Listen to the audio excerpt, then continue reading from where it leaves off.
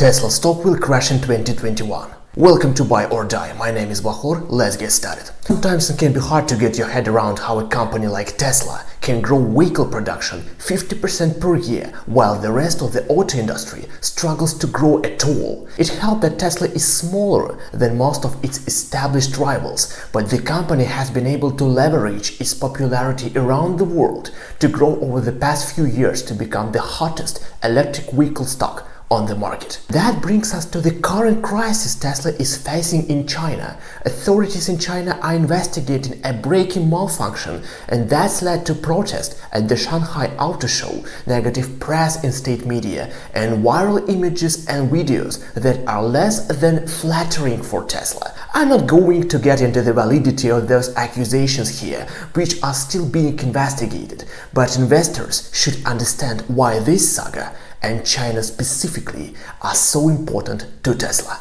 In China, Tesla's revenue jumped 69.6% in 2019 and 123.6% in 2020. That compares with growth of 9.6% in 2019 and 15.2% in 2020 in markets outside of China.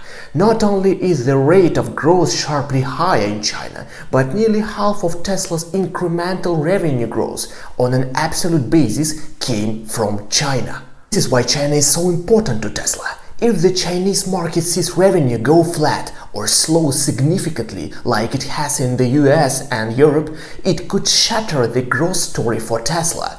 A decline in revenue would be nearly impossible to make up in Tesla's existing markets, and the company doesn't have any big, clear markets to grow into now that it's exploited in the US, Europe and China. The reality is that Tesla is facing pressure on multiple fronts, and the importance China plays in its future is increasing.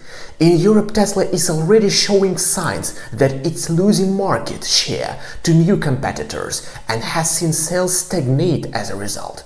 In the US, there still appears to be some growth, but the country isn't growing sales anywhere near the 50% management has projected for the future. Logically, growth has to come from somewhere, and that place is China right now. With over 1 billion people, there is a lot of potential for growth, but if the Chinese market and Chinese government turn against Tesla, it could be devastating for the company's growth story because there aren't any easy markets. Tesla could turn for growth for existing models that haven't already been tapped. Tesla could be banking on new vehicle driving growth as well. The Cybertruck could reach volume production in 2022, the Tesla Semi has been in development for years, an updated Roadster could hit roads next year, and there are updates to the Model S and Model X on the horizon.